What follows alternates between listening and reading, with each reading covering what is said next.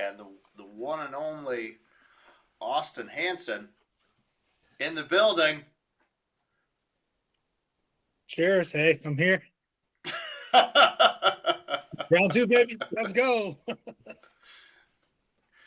so thank you so much for joining everyone. Awesome, awesome. Everyone, welcome so much to the second round of the Black Belt Roundtable. Wow, I gotta say, the first time that I did this, it was the first time ever with me, Austin, Vernon, and Ken. It went absolutely awesome. So I definitely want to continue to do this. Both Anthony and Thomas I met from being on their podcast. So Mhm. I'm so happy that you guys could come and be part of mine. Mhm. So this is the Well-Rounded Grappler. This is the second edition of the Black Belt Roundtable. Start with introductions. I am Cole Stanley, and I am the head instructor and owner at Student First Martial Arts and Fitness in Monroe, North Carolina. If we could go around, introduce ourselves, and tell us what school we're from. Austin. Hey, everybody. Austin Hansen. I own a school in Sanford, North Carolina called Seijuku Judo. Of course, long Japanese name. Got to stay traditional. Been doing judo since January 2009. January 2009.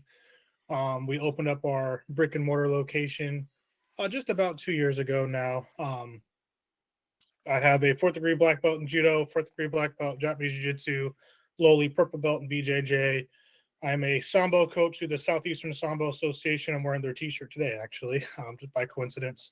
And I also coach combat jiu-jitsu, not the slap fighting stuff, but the full contact quasi MMA combat jiu-jitsu. So, yeah, thank you for having me. Anthony. Yep, name's Anthony Lau. I am from Hollywood Judo out here in LA, not the Hollywood in Florida. Um, I also have a podcast, right? Tatamitalk, so you guys can hear me ramble on there. I've been doing judo for a little over 9, almost 10 years now. Probably like 11 if you count when I did it as a kid and briefly quit. So I'm very familiar with the topics that we're talking about as someone who previously quit judo before. Um, I'm just gonna have to be very careful what I say on this podcast because I'm not the one doing the editing, so I usually edit out a lot of stuff that I say. So I'm looking forward to talking to you guys all. Thomas. Hello, everybody. My name is Thomas Allen. I have a judo black belt by Tim Price out of Oxon Hill, Maryland. I started judo in 1993, and then I stopped when I hit my freshman year of college, simply because there was no options to train where I went to college at the time. Currently, I also hold a black belt in Brazilian Jiu-Jitsu, and I teach currently at Chantilly MMA, mostly no-gi grappling, but mix it with a little bit of wrestling, a little bit of Mongolian wrestling.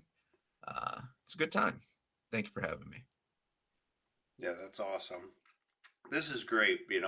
I definitely want to have people that have all these different backgrounds, right? And that are from different areas of the US. It gives for a good perspective. And, I really think this is beneficial. So we'll start out with topic one. So, is the whole mindset in judo of being hard nosed outdated, with thousands of uchi komis, hard rounds, going randori for an hour straight, and there's no breaks, and if it's bleeding, just put a band-aid on it and move on.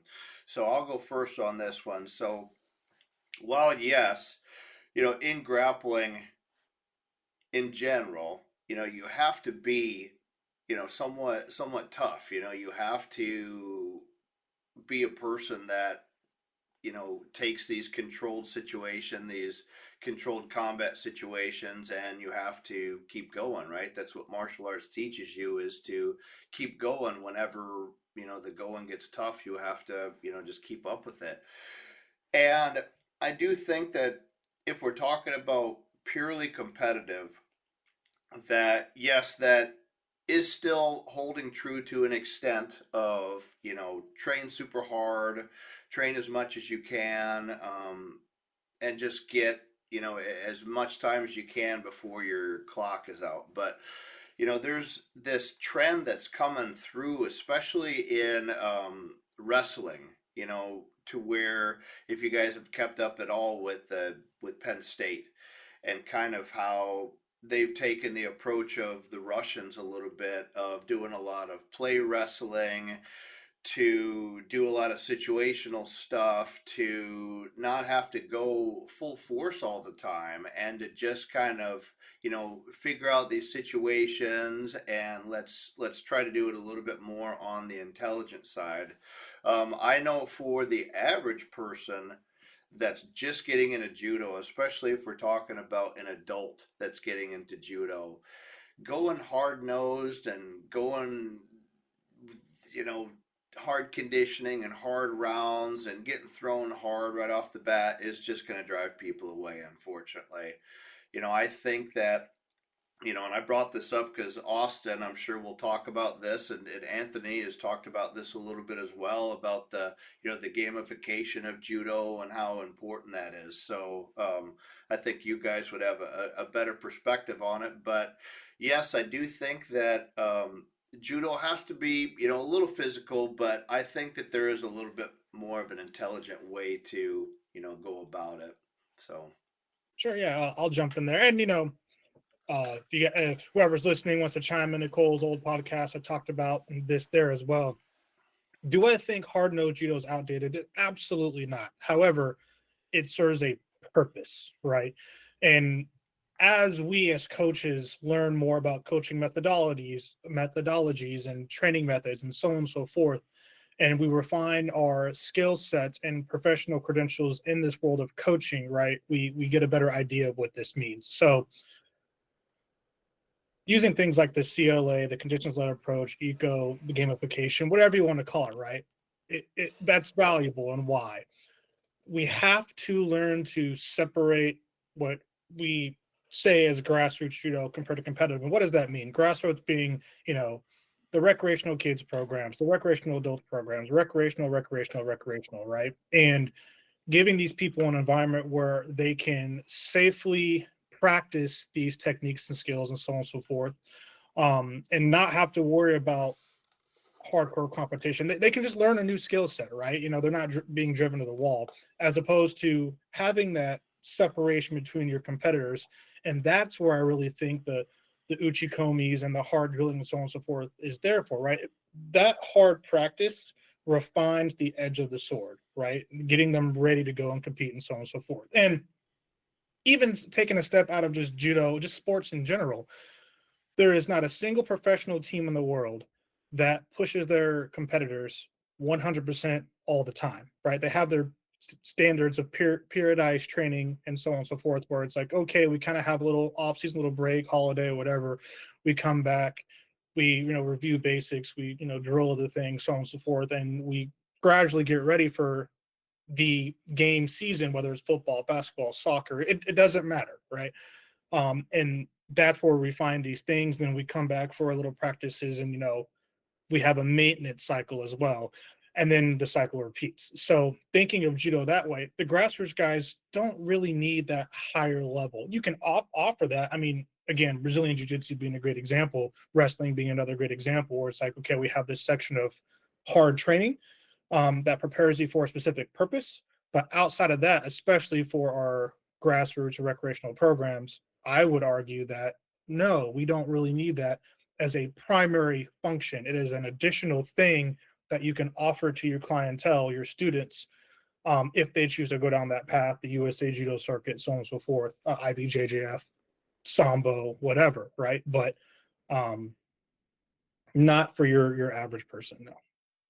Yeah, I agree with what Austin just stated. The way that I teach my classes, whether I'm subbing in to teach judo or teaching BJJ or whatever, I reserve the hard drilling, the hard training for the competitors, and the guys who want to go hard.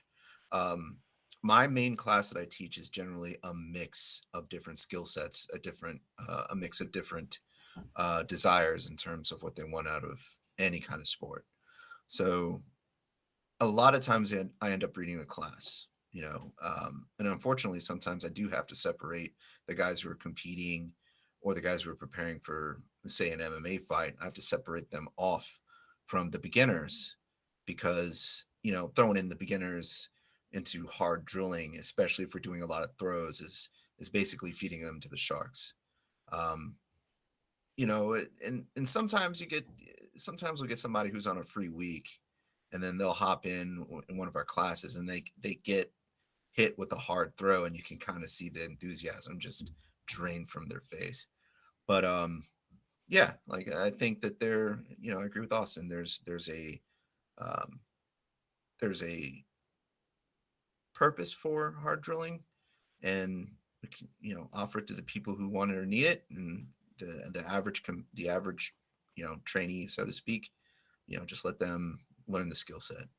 I hope that makes sense. Yeah. I guess it's my turn.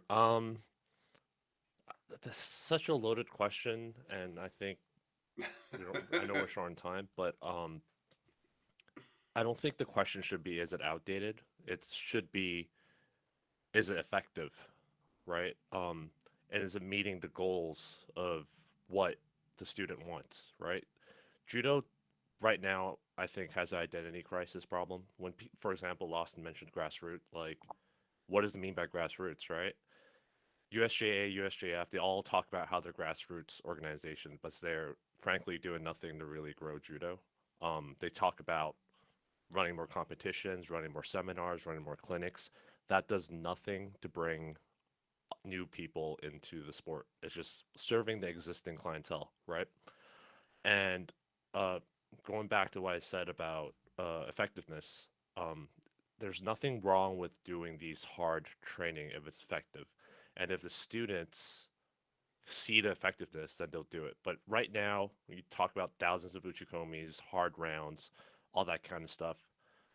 They're just doing it because that's how they were brought up, not because it's effective. Having a day one or even a first year student do those hard rounds rarely see the return on investment in time and risk of injury and all that stuff. So uh, I don't want to go into like eco yet and all that kind of stuff, but it's not about whether it's hard or easy, but just like any sort of strength and conditioning, the stimulus stimulates growth. So there has to be stimulating training.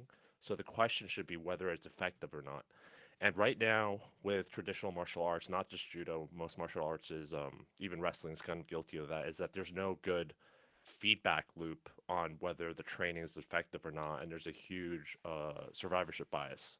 Um, I started judo in a place where there's a trash can next to the mat for people to throw up in, and I mean, I can tell you when that instructor shows up, people walk through the door in class, take a peek to see if that guy's there. If he's there, they just walk straight out of the door. And then when he's gone for on a business trip or whatever, then the class all of a sudden there's like 30 people. So you can say it's effective, but then it's just the people who stay that tend to become the positive outcome, saying, "Hey, look, this works." But if only 8 people survive that kind of training out of 100, then I don't think it's an effective system. So, um, yeah, I think we should just re-evaluate how we ask that question. Yeah, it's just question one, and we already have some awesome insight here. I think that I'm kind of in love with this this roundtable idea, man. It's already getting my blood going here, guys. So this is awesome. So yeah, great perspective. So the question is, right, and you hear this a lot, that it seems like there's so much going on for people today. There are just leagues and leagues of activities for kids to do. It's much easier to find things to do as well with the internet, right? I mean, like, I brought this up before. You know, I grew up in the 80s and then the 90s, and I couldn't just hop onto Google and say, you know, where is the nearest judo club. It was kind of like either I heard it from word of mouth, or maybe I saw a commercial about it, or maybe saw something in the yellow pages, but that's it. You know, there's so many things for kids to do these days, you know, and how can we make judo stand out? I mean, that's a great thing to think about, because we have to definitely try to get more people into martial arts in general, but then of course all of us are grapplers, so we might try to get them into some sort of grappling martial art a little bit better. But yeah, who would like to start this one? Thomas, you want to start this one? Sure. So actually, in the Virginia, Maryland, D.C. area, judo started picking up again in the last couple of years, mostly because a lot of the big BJJ schools did not really do a good job teaching people takedowns. So a lot of the BJJ instructors around here are also judo black belts. So a lot of them started offering more and more judo classes. And then, all of a sudden, the judo community in this area started picking up, significantly. Um, the gym I teach at, for example, our head instructor went to the 2004 Olympics for judo. And let me tell you, like, the people who walk in and visit come from all over, like 40 minutes, an hour and a half from Maryland just to take a single class. And they're excited about it. And it wasn't like that before. Like 5-6 years ago, judo classes in a lot of places were, you'd have 1, 2, 3, 4 people. Now around here, at least, there's 15, 20. And it's bringing in a lot of older folks who stopped judo. They're even coming back. So, I think that in summary, offering it as I don't want to say supplemental skill set, but like just offering it as an answer to a missing skill set to other martial arts. I think that's a good route, because that seems to have worked here in regards to BJJ. So, Hey, a quick question for Anthony and Thomas.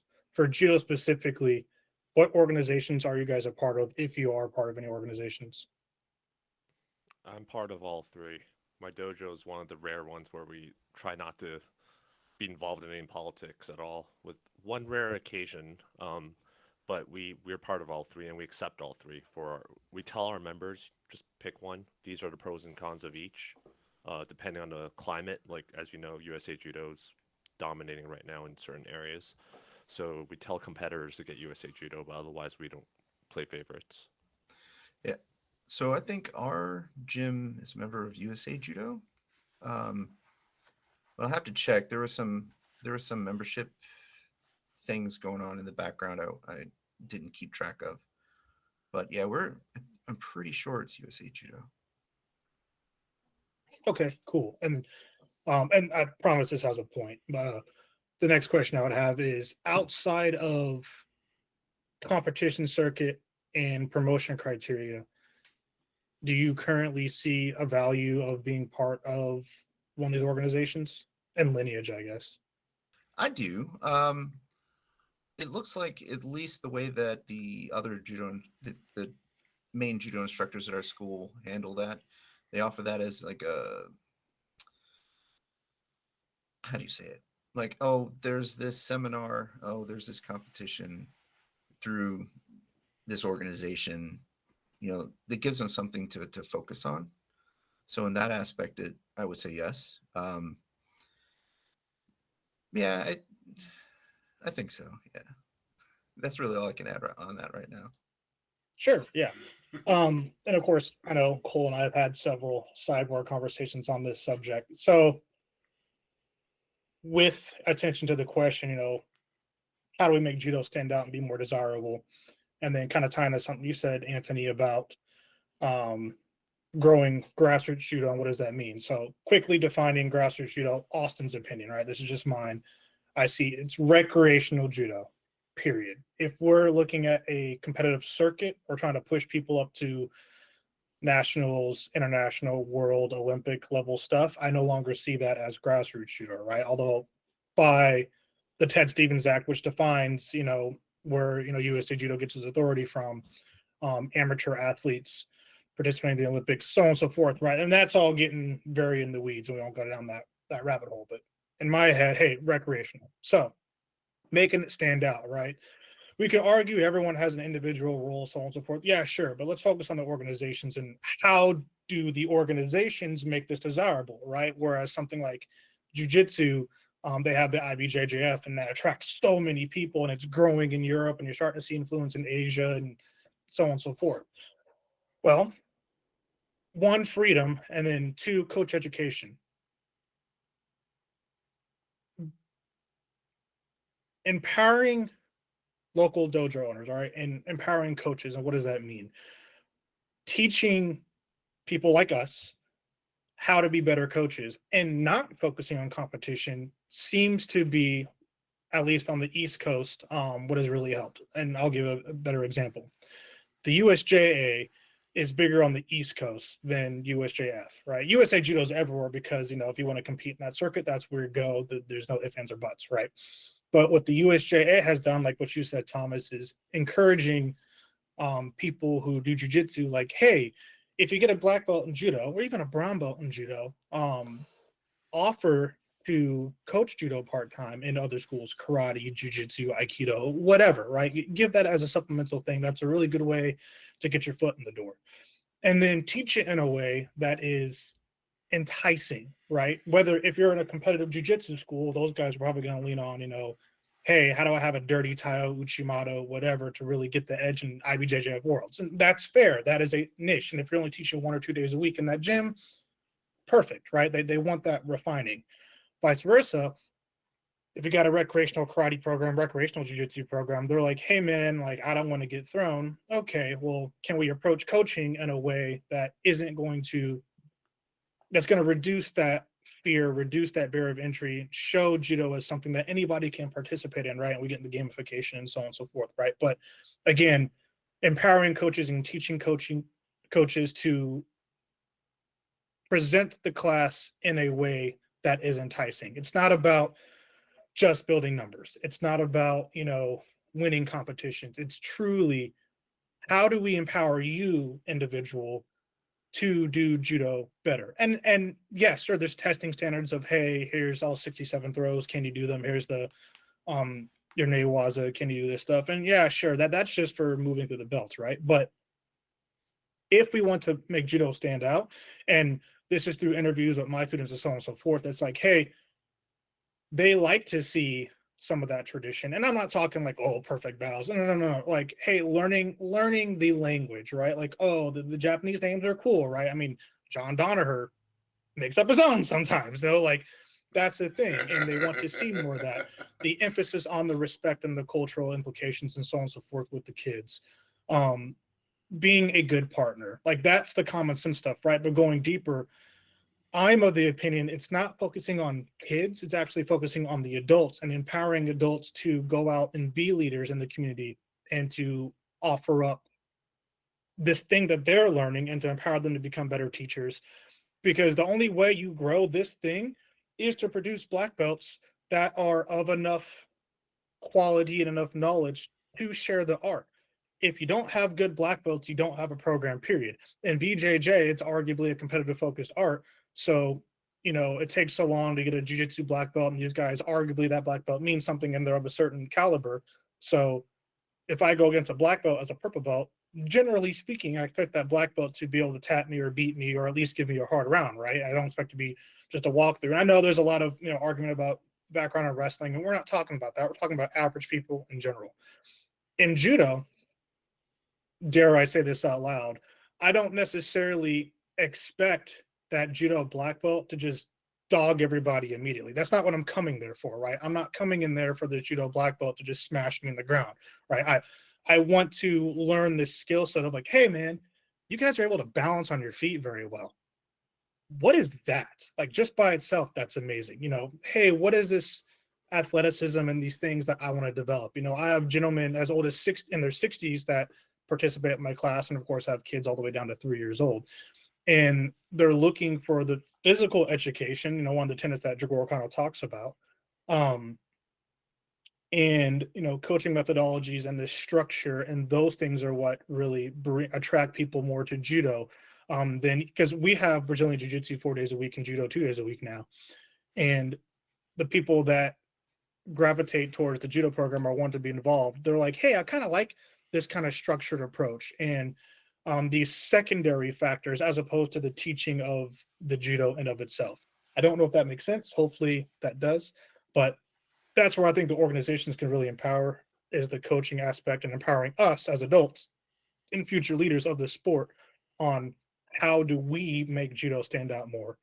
That's the leadership quality we need now. I guess I'll go. I just want to answer Austin's question about what the organization does for us outside of, I believe you said competition and rank recognition.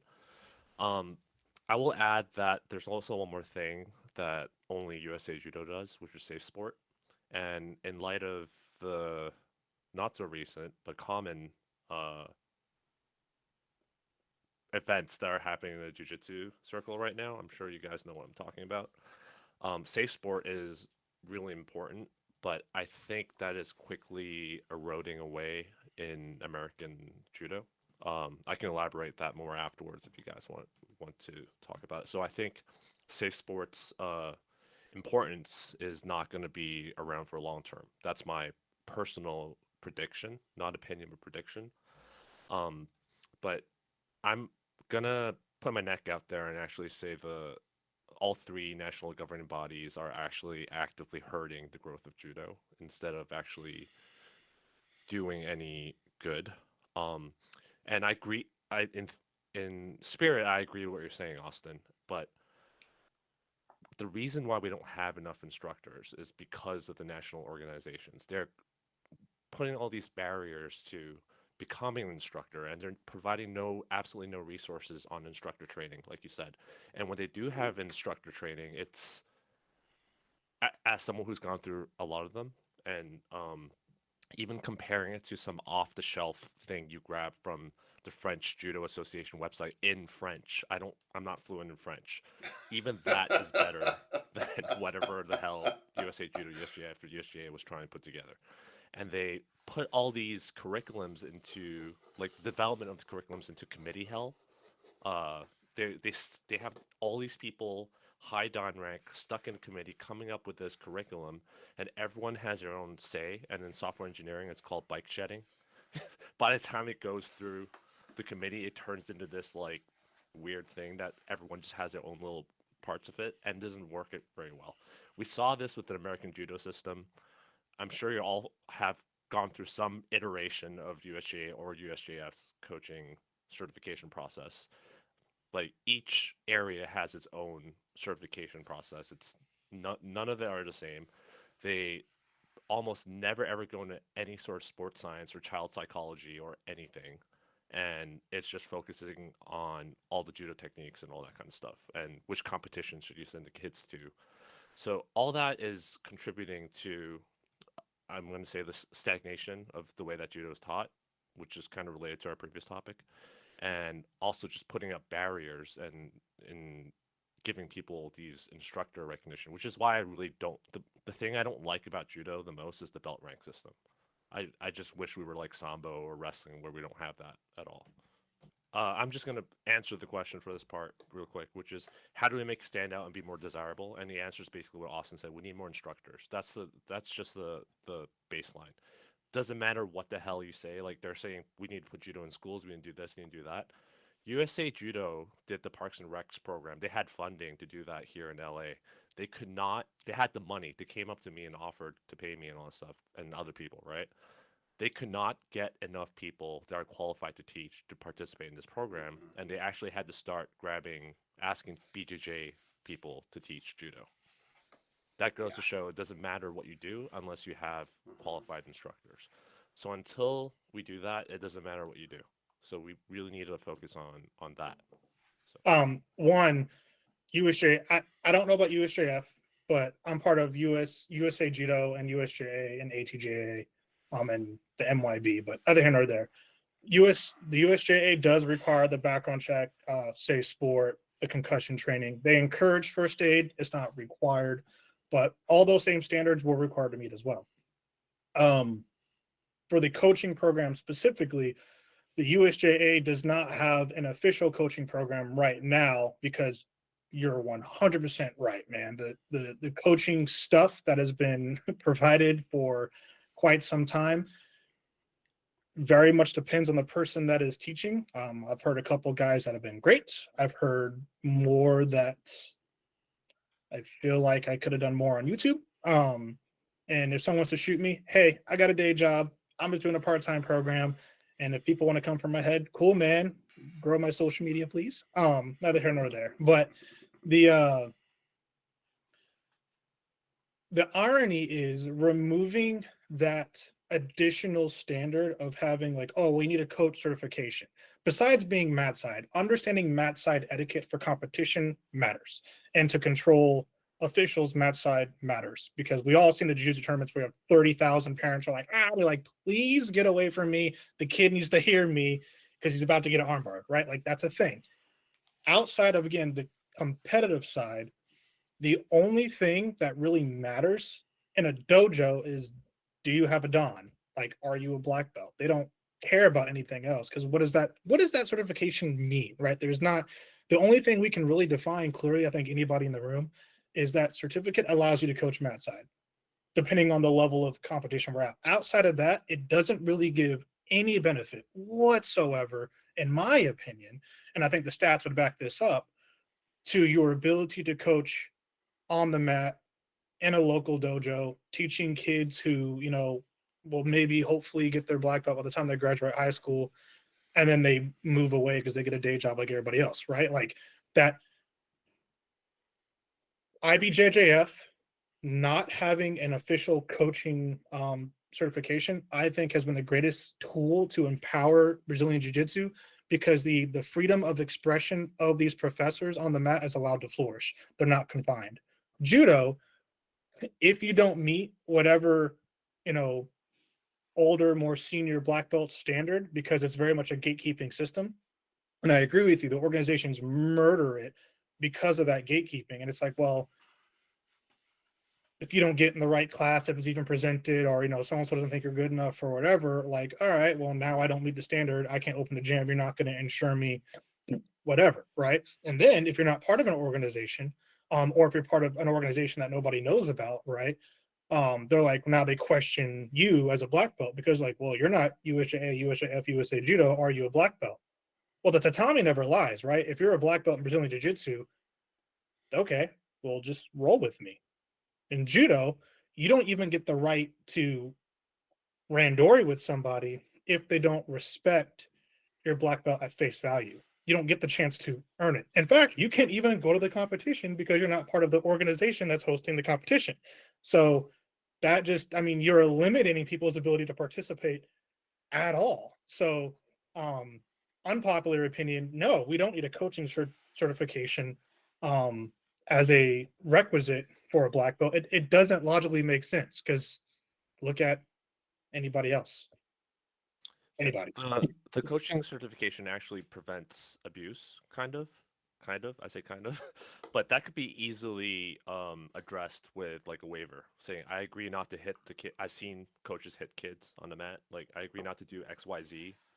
Like, assign it, and if you violate it, you're not welcome. You're not allowed to coach kids again in that tournament organizer or whatever. And just one more thing, I'd like to add what you said about safe sport and USJA. USJA, USJF coaching requires safe sport, but they go through that. They go through USA Judo. They USJA cannot directly make reports to safe sport. They only recognize national governing bodies. So that's an important distinction. Yeah, that's a hot topic right now.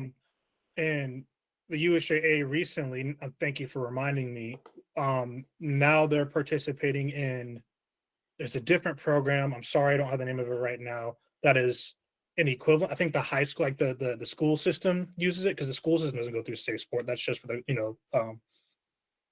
like USA Judo and USA Wrestling or whatever. But there's another system they use, NOCOL. They do go through Safe Sport in North Carolina, at least. Okay, so there's some other program that I know school districts and some other places use. And whoever's going to listen to this, please fact check me, but find out who that thing is, so like everybody can see that this is a thing. Where in order to be a black belt in the organization, you have to go get this to protect children. You got to get this class done, and you have to maintain it just like you would maintain Safe Sport with USA Judo. It's a requirement. Same thing with your concussion training and your background check. You have to have all three. Otherwise, you cannot maintain your black belt certification as part of the organization, period. So I guess that I agree with, I'm 100% in concurrence with you that, hey, we have to maintain that standard because one, from an insurance perspective, right? And two, as keeping the credibility of the organization, saying like, hey, no, we're not going to let pedophiles be on the map. Like, we're not going to let, women and children be abused, right? Like, we need those standards in place. You know what I'm saying? So I totally agree with you. Yeah. Just want to say that we do that. Let's move on. So and it's interesting because sometimes when I write questions, then they're answered in like a tangent that I wasn't even thinking of, and it makes a ton of sense because yeah, you need coaches in order to make sports happen, right? You need martial arts instructors in order to have martial arts classes. So that kind of segues right into the next topic of, well, how do we get people to stay in judo for the long haul? You hear from different people, how long does it take to get a black belt in judo? 8 years, 10 years. I mean, it took me 17. So, I mean, it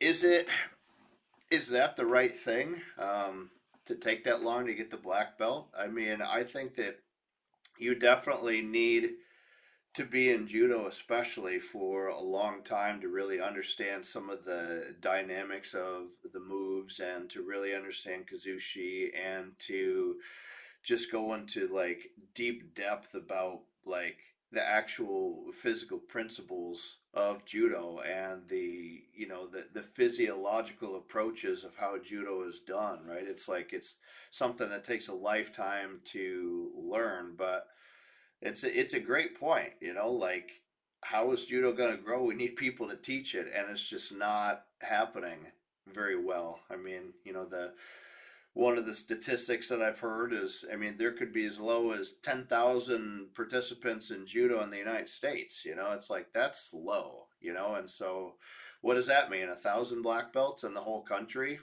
And not all of them are teaching, I could tell you that much. So, but yeah, so how do we get people to stick around for the long haul? Um, what it takes, I mean, it's another one of those questions that it can go in many different directions, but people have to learn to love the sport or love the martial art.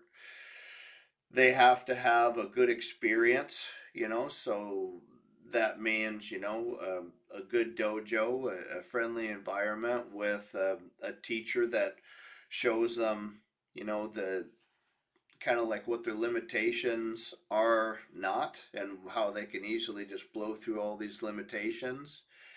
They have to have a networking system. It's very common that we see judo clubs that are kind of their own entity, to where they don't network with anybody. It's kind of just a group of guys that are just getting together and doing judo, but they aren't going to any events. They aren't competing. They aren't doing much. They just kind of are their own entity. So, communication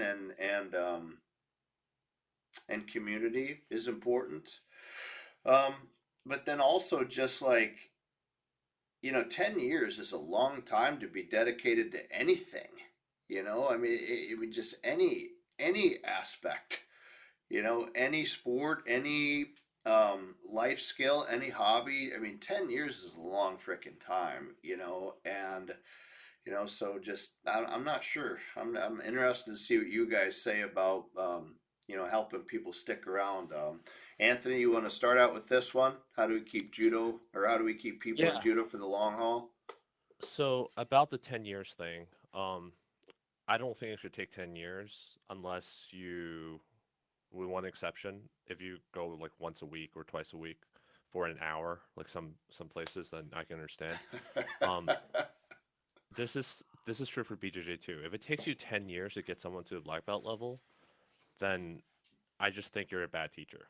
That's that's just basically what I think. I'm not like an amazing judoka, but I got my Shodan in roughly 5 years.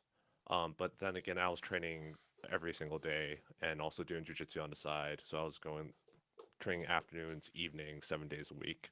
Now it's like biting me in the ass because I have all these problems with my body now. Um, but it should not take 10 years. But it also shouldn't require a black belt, or at least this is my problem with the belt promotion system, or at least the standard we have for black belts here is way too high. You don't need a college degree in math to teach a kid addition, subtraction, division. That's basically it, right? So you can have a blue belt, brown belt, tell them these are the things that are dangerous you're not allowed to do, but you can teach the kids ukemi, how to forward roll, how to jump, how to hop, like basic fundamental skills. They might not be teaching a competition class, but this is how we kind of also have like kind of a apprenticeship program where they kind of start from bottom and build their coaching skills up, versus the typical system we have now is like you're an assistant coach, you watch how your instructor teach and you just copy what they're doing.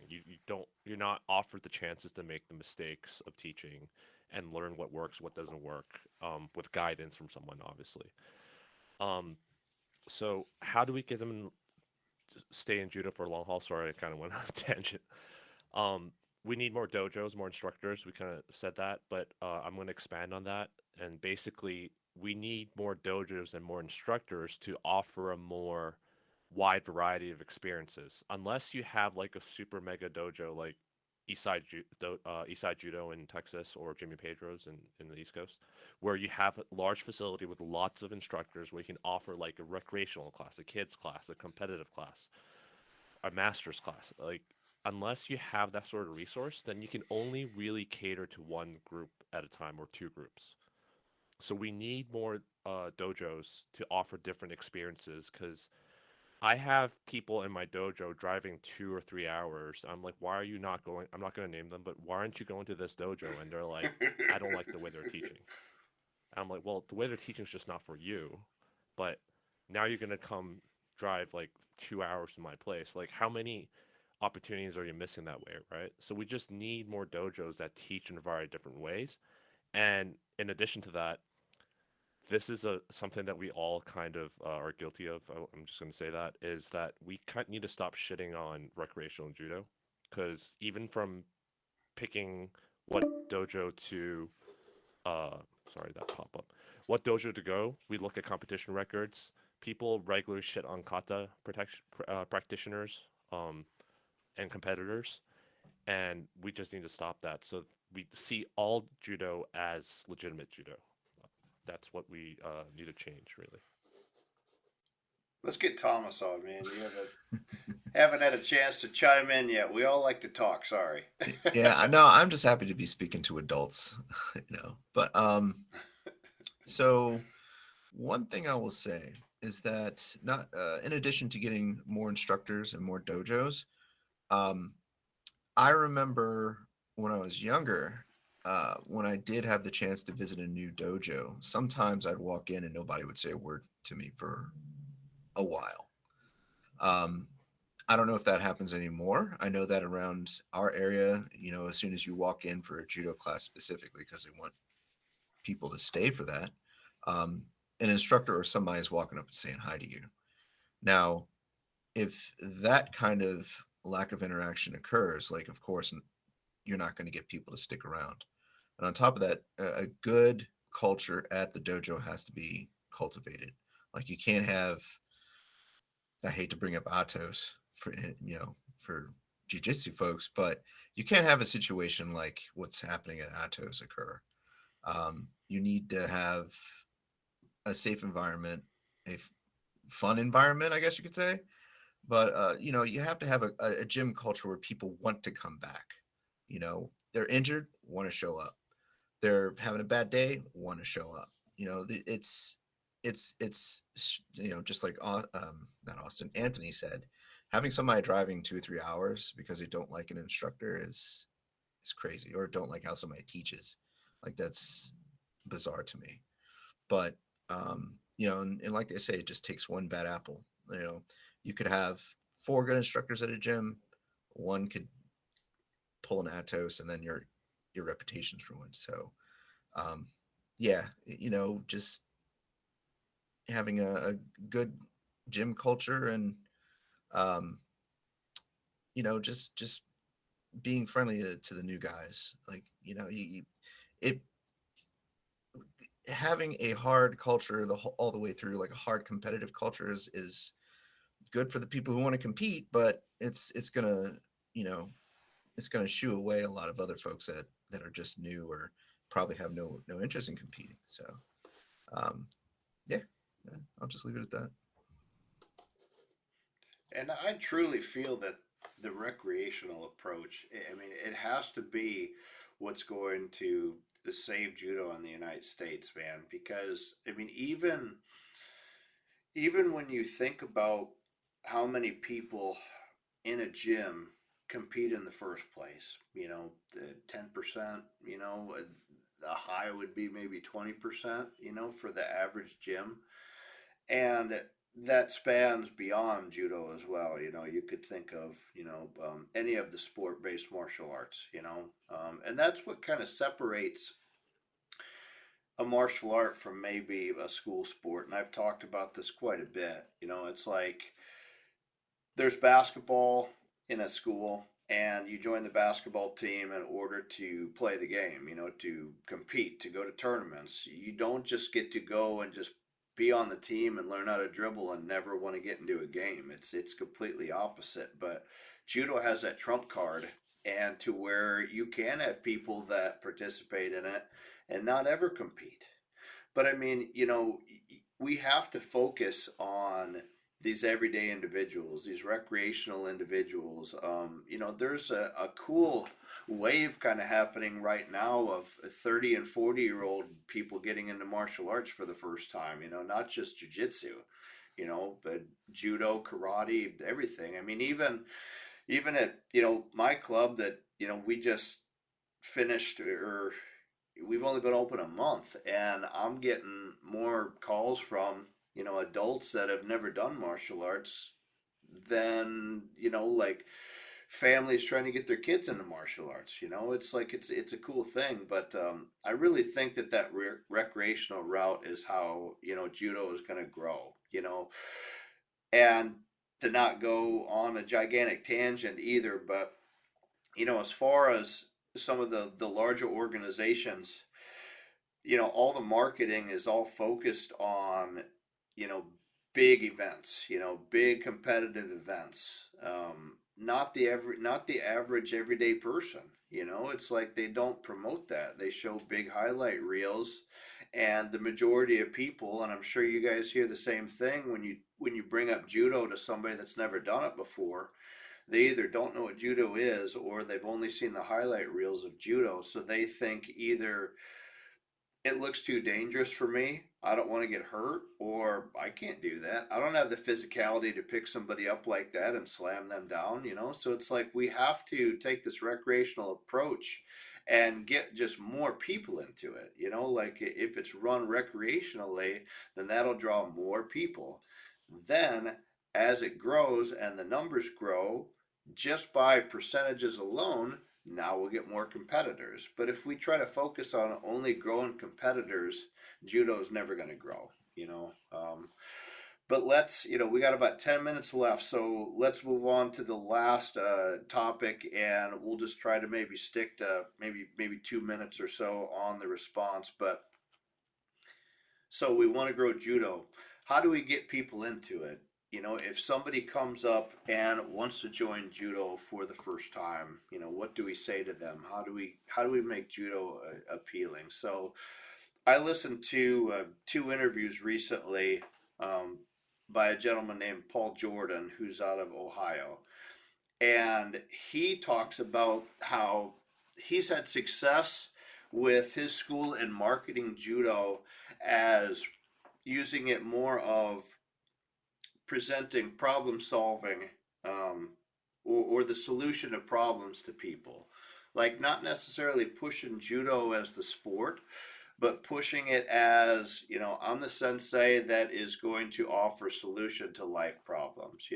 What's a good way for you to overcome fear? What's a good way for you to build confidence? What's a good way for you to make friends? It's to come into my dojo. And then using that as a marketing tool, you get people in the door and they find out, what judo is. They start to understand the moves of judo, but how do we get them in? We have to promote it with, more of the philosophy of judo, and just, how it can better you as a person. But yeah. So Austin, what do you think about somebody that's brand new that wants to try judo? What do you say?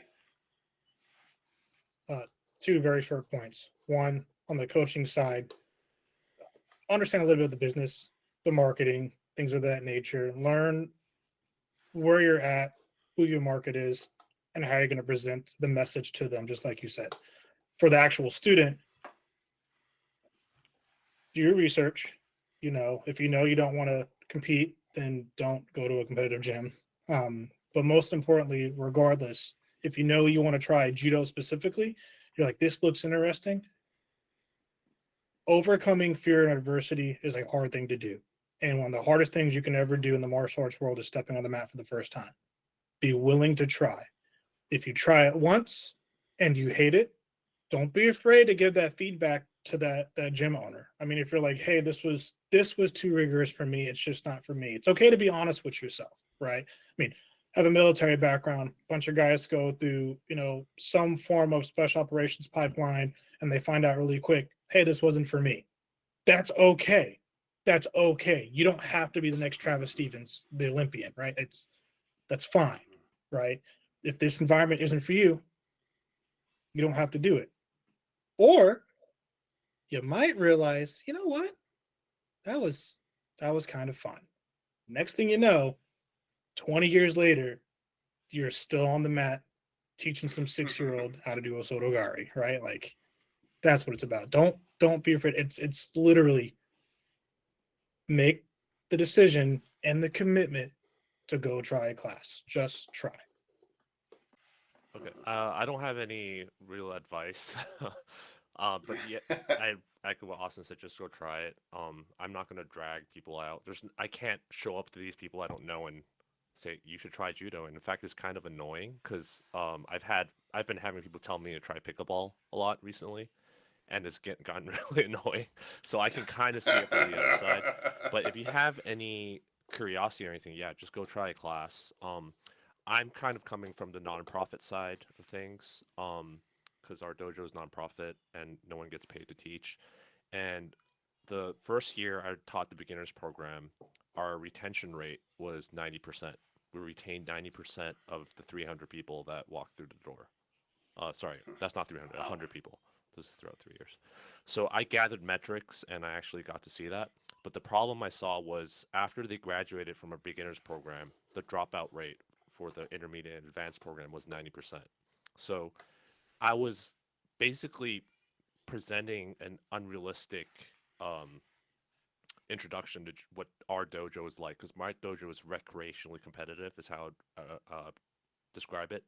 And there's a lot of people come in just wanting a light workout, and they're like, okay, this is kind of like too serious for me.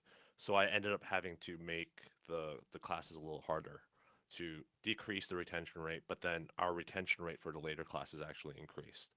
So I'm not going to try and get people to stay, but I think it's important that instructors don't overly cater to beginners just to get more people in through the door and stay, and focus on what kind of judo they want to teach and make sure they talk to, market to, and attract and retain those specific people. So yeah, Thomas is all you. So, what I generally do to try to increase retention, especially when it comes to our judo classes, I always recommend people take or at least try our judo class whenever I speak to them. I also, even though I mainly teach no gi, I'll teach no gi versions of judo throws. And then if somebody has an interest in them or if they look excited about that throw when we're practicing, I'll funnel them to our actual judo class. And outside of the gym, if I'm speaking to somebody about like martial arts in general, the I always recommend two things: judo and jujitsu. It's just it's just how I go about conversing with people, and I always explain to them the pros of both. I always explain, if you want to do stand-up stuff, you throw people with judo. If you're going to hit the ground, more than likely you're going to do jujitsu. So I offer it as like two halves of a whole, so to speak. And at least in our case at our gym, that seems to have worked pretty well in terms of retention. I can't give you numbers like Anthony did, but it seems to be pretty effective, at least in that route. And going off of what Austin said, I always tell people as well, if you try, at least try it. If you don't like it, no harm, no foul. There's other programs that we offer, and maybe I can help you find something that you do like. But just that openness and friendliness, I think, also adds a little bit to retaining people when when it comes to judo and other martial arts specifically. So yeah, I'll just leave it there. Wow, gentlemen, what an awesome roundtable. I I can guarantee that this could turn into easily a 4 or 5 hour discussion. You know, um, with individuals that have so much passion and just investment into something such as judo instructors. Man, you could hear the passion in everybody's voice. But thank you so much for listening, everybody. Austin, Anthony, and Thomas. Thank you so much. And I really hope that you guys have a good rest of your day. I'll put links to everybody's dojos, everybody's podcasts, and we'll go from there. So, gentlemen, thank you so much. I hope you have a really good night. Thank you. Thank you. See you later. Thank you. Bye bye.